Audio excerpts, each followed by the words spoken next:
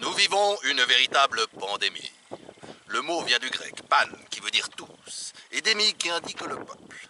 Les personnes atteintes doivent s'isoler du monde et ne peuvent plus sortir de chez eux. Aujourd'hui, je vous parle depuis une petite commune vaudoise fantastique, où la même pandémie risque à tout moment d'arriver. Combien devront se confiner encore? Pour combien de temps? C'est notre responsabilité à tous, à chacun de nous, d'enrayer cette pandémie, car elle en vient à tourner à l'endémie. Une endémie est une maladie qui se manifeste en permanence ou qui existe à l'état latent. Cet ennemi invisible dont je parle aujourd'hui, alors que le monde entier est confiné, est encore plus sournois que le Covid-19. Depuis maintenant 20 ans, tous les pays sont touchés par un mal qu'on ignore, un mal rampant, soutenu même par les autorités. Ce mal est la pollution systématique et générale par les ondes de notre environnement de vie. Oui, la téléphonie mobile a créé une véritable pandémie. Il y a 15 ans, nous parlions de 1% de la population touchée, puis 2%. Aujourd'hui, nous parlons de 5% du peuple atteint directement de symptômes des plus impossibles à soigner. Oui, l'électro-hypersensibilité frappe, hélas, bien plus qu'on ne le croit. Car oui, cette maladie, abrégée EHS, frappe les plus vulnérables, les personnes âgées, les enfants et même les personnes dans la force de l'âge. À ce jour, nous ne connaissons pas de traitement pour soigner ceux qui en sont atteints. Les personnes EHS sont obligées de se confiner, de renoncer à voyager, souvent à travailler, et sont amenées dans bien des cas à devoir déménager.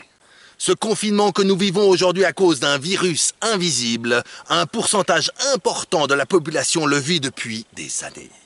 Pour plusieurs personnes EHS, cela les a conduits jusqu'au suicide. Si nous voulons enrayer cette pandémie, c'est chacun de nous qui doit se mobiliser, comme nous le faisons aujourd'hui pour ce fameux Covid-19. Les autorités d'abord, qui se doivent d'être courageuses dans leurs décisions, bien sûr au détriment de l'économie, de leurs revenus. De l'économie ensuite, qui se doit de rechercher des solutions durables à pareille endémie et les mettre sans retard en application. Le citoyen finalement, qui se doit de revoir ses principes d'hygiène en matière de consommation sans fil. Ce n'est d'un effort commun que nous pourrons vaincre ce fléau. Ce n'est qu'ensemble que nous pourrons retrouver notre vie d'avant. Nous sommes prêts à interrompre toute l'économie, à dépenser des milliards pour la soutenir, à instruire les gens sur les bons comportements à adopter au quotidien. Pour endiguer la pollution électromagnétique, ce fléau moderne, jusqu'à aujourd'hui, absolument rien de concret n'a été entrepris. Pire, certains pays comme la France profitent du confinement pour assouplir les règles d'installation de nouvelles antennes de téléphonie mobile, comme le démontre l'ordonnance signée ce 25 mars par le président de la République, Emmanuel Macron, qui, sous prétexte d'un accroissement massif des usages numériques du fait des mesures de confinement, offre aux opérateurs de téléphonie mobile un chèque en blanc pour des installations en supprimant les derniers garde-fous qui existaient encore. Je ne cherche en aucun cas à minimiser la crise que nous traversons face au coronavirus. À mon sens toutefois, la crise de la pollution électromagnétique est tout aussi grave, si ce n'est pire. C'est une pandémie qui semble devenue impossible à arrêter. Tout le monde a été contaminé et ceux qui en souffrent n'ont aucun espoir de voir leur situation s'améliorer. La petite commune vaudoise où je réside, comme la commune voisine, sont de rares derniers endroits encore épargnés du fléau permanent des stations de base de téléphonie mobile. Pourtant, dans ces deux communes, des projets d'antennes sont pendants, voire soutenus par les autorités qui ont ouvert grand leurs bras à cette technologie qu'on sait néfaste à la santé.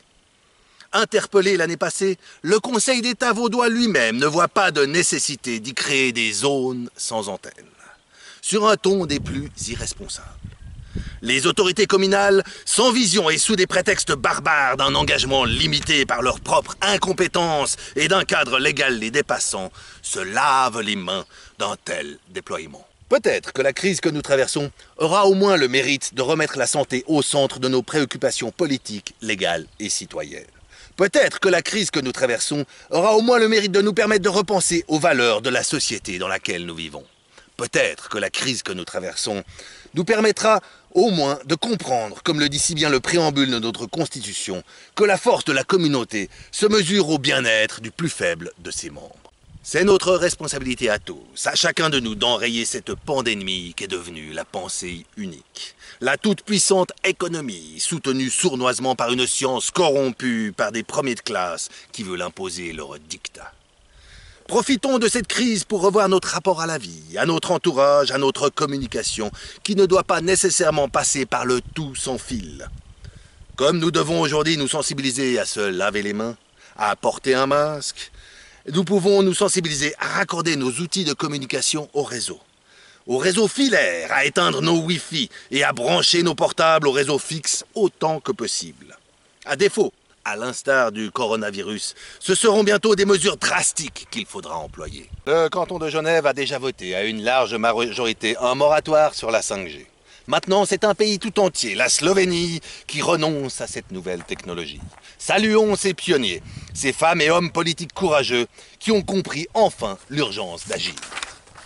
Pour ce premier anniversaire de 4G bien assez, j'aurais voulu organiser un moment sympathique entre nous. L'actualité en a décidé autrement. Et il était bien impossible de maintenir notre rassemblement. Le 25 avril, ce sera également en ligne que se déroulera la prochaine manifestation internationale Stop 5G. Et d'ici le 4 mai, nous aurons sans doute eu des rebondissements multiples que nous pourrons partager ensemble, que ce soit sur la place des Nations à Genève ou par réseau filaire. Le monde bouge, le monde change, et c'est grâce à chacun de vous, c'est grâce à chacun de nous. Merci à tous et bon confinement à chacun.